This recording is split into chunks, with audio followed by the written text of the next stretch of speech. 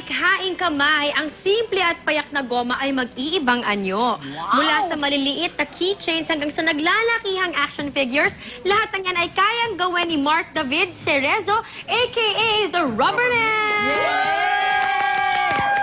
Wow naman, Mark. Gano'ng katagal mo na ginagawa itong ganitong mga project? Ever since po nung bata ako, mahilig na po ako mag-recycle ng mga materials. So yung rubber kasi, parang kinalakihan niya sa Marikina na shoe capital of the Philippines. So nung bata ako, ang tingin nila sa akin, nagbabasura lang. Kasi wala akong funds noon para makabili ng mga ganitong klase ng rubber. So nagbabahay-bahay ako, makahingi lang ako ng mga materials like mga karton before, mga plastic bottles. Nagagamit mo na. Yun yung laruan ko before. Ang So, galing! At dahil dyan, naging kang very creative at ngayon business mo na to. Ayan. Wow. So ngayon, nakikita ko kasi yung mga kabataan ngayon, wala silang laruan. So minsan pag kami nag-outreach, yung mga kapuspalad ng mga batang namimit namin, minsan binibigyan ko sila ng mga sample ng laruan, tinuturuan ko sila maging creative para one day makagawa na sila katulad ng mga ginagawa. And then they can make their own, Yes. di ba? Yes. Ang ganda Mahirap naman. bang gumawa ng ganito? Sa simula, mahirap po kasi kailangan, kasi masusi talaga ang paggagawaan yan. Old school to Grabe yan, Mars. Kailangan mo magkaroon ng parang 3D imagination na something sa utak Oo mo nga, para mabuo kasi mo hindi yung siya isang flat ganyan. lang lagi, ano? O, ayan si Gab, mukhang magaling sa mga ganito to. Paano ba? Sige.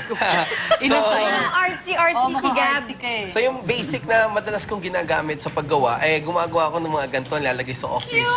Tulad mo na ginawa ko sa iyo before yan. Ay, sana pala nila basabi. Ginawa niya kasi kami. Oo. Na habang Kanina. naghihintay lang Camille and Suzy. Yes. So ito, mag-cut lang tayo ng letter, isang mabilisan lang. Ayan. So meron ako pang pattern ng mga letter. Ilan tao ang kasama mo Galing mo, tumutulong no? sa'yo pag gumagawa ng mga project? Minsan ako lang po. Talaga? Yes. Like sa Tacloban, may kasama ako before na friend. Gumawa kami ng higanting Christmas tree na gawa sa rubber. Wow! Siguro 50 feet siya. Ginawa namin siya ng 2 months nung 2009. Grabe. Wow. Ito, gano'ng katagal mo itong ginawa? Yan, mga 2 days. 2 days lang yan?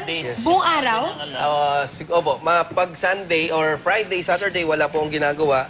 Yan po ang ginagawa ko sa bahay. Nagkukulong lang po ako sa kwarto. Tapos, At mukhang enjoy mo pa rin, Grabe. ano? Mukhang Yes. enjoy na enjoy mo. Mahal ba magpagawa sa'yo, kuya? hindi naman siguro. Yung rubber lang, kasi yung rubber kasi pagbibili natin ng... Pagbibili tayo sa Marikina ng rubber, hindi siya nabibili ng tingi-tingi. Talagang kailangan malaki yan talaga. Yes, oo. Manghingi ka na lang katulad dati. Oo, yun. Hindi na pwede, kilala ka na nila. So ngayon, hindi. Marami naman ako stock sa bahay. So, Yan. hugot lang ako ng hugot. Pwede bang hugutin na yung mga minions? Yung minions ba Marami for naman sale? sa bahay. Target lang target eh. Pwede ko kayong gawa niyan. Kasi yung minions yan, tulad yan, yung first kong gawa, siya yung nagsisilbing pattern ko for the next project. Yes. So, ang gagawin lang nila niyan, tatayo lang sila sa harap ko, then siguro makaka-develop na ako ng maraming klase ng ganyan. Oo. So, ang paglalagay po ng Greco, medyo ano lang siya, Konti-konti konti lang. Kasi super dikit na po talaga siya. Ang galing ano. Ayan. Diba? Speechless tayo, no? Oo, sa sobrang galing niya. Saan yung pwedeng magamit, kuya? Sa sapatos lang sa ganyan? Kahit saan po siya dumidikit. Para siyang all-purpose na pandikit na rin. Oo. Na yun, nakalakihan na Ayan nagagamit na. ng Marikina. Parang gusto kong bumili ng pandikit na ganyan, no? Wala lang. Saan mo gagamitin? parang pag kunwari nagnanag yung... Not for me, sa mga iba dyan. Pag nagnanag ang mga misis nyo, lagyan sila. Ganun, no? Grabe! Ano, safe ako. Sabi ko, not for me. Not for you. Not for you. Pero Pero sa'yo disclaimer galing agad. yung Sa akin galing yung Oo, idea. nag-suggest ka lang.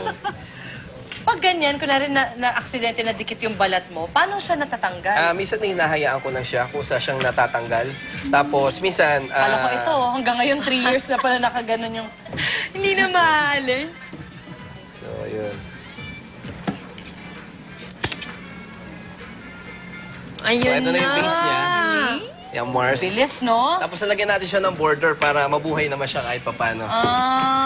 Ayun. Ang laking keychain yan, Mars. Oo nga.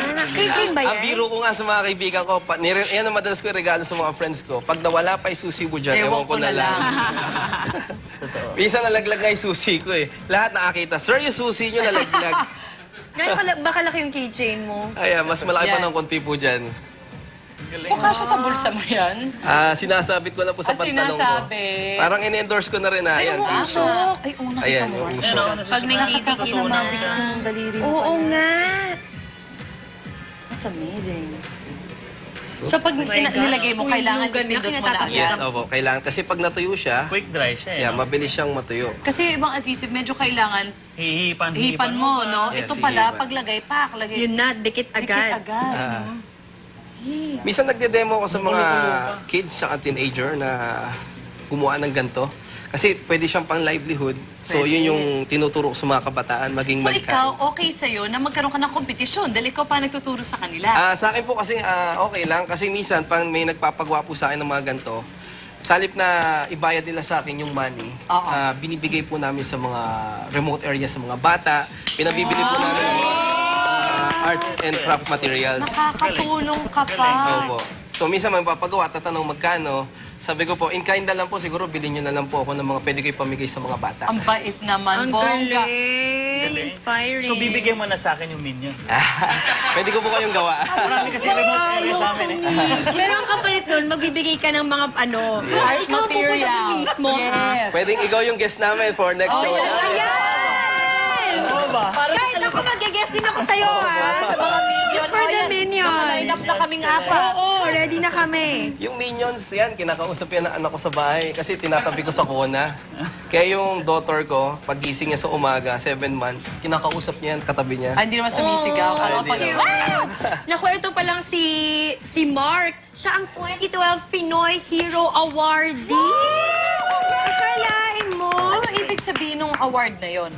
Parang naparangalan po ako, parang yun po, yung nagbibigay po ako ng parang free seminar sa mga kabataan. Nagpupunta po kami sa mga remote area.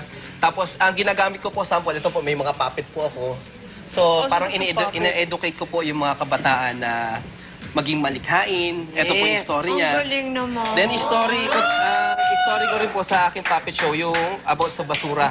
Na sa halip na magtapo ng basura, alam nyo ba na may pera sa basura? Tama. Ayan. So, Maghanap ka lang ng ano, di ba? ina-example ko lang po sa kanila kung ano yung mga Galing, pwedeng galing. makuha natin from garbage na pwedeng Right. pwede nilang pagkakitaan. Basta maging malikhain lang sila at masipag. Yun po yung pangalan ng team namin, Pinoy Malikhain. Pinoy Malikhain. Galing. So ito po yung pantay para tumayo po siya. Oo. So pag nadalaw po kayo sa Marikina, napasok po kayo sa ilang mga opisina, makakita po kayo nagganto sa Puro kanila. ganyan ang kanila. Maraming salamat. Congratulations sa iyong award. At syempre, we wish you all the best kasi marami kang natutulungan. At sana marami ka pang matulungan. Tama. Yun po yung aming advocacy. Sana po yung mga kabataan na nanonood po sa show natin, sana maging malikhain din po kayo at sana one day ay gamitin din po kayong example at makatulong din po kayo sa mga kapwa kabataan na nangangailangan din in future. Yes! Wow, thank you, Mark! Ayun po, sana ay marami kang napasayang bata. Sigurado kami, kahit nga hindi mga bata, napasaya mo. Yung mga vacations. Bata ako ha. Correct. Nga pala. At ihanda ng mga tubig at towel dahil mukhang nakapahirap at ito susunod natin gagawin. Gaano nga ba ka-hardcore ang hardcore workout? Malalaman natin sa pagbabalik na Mars!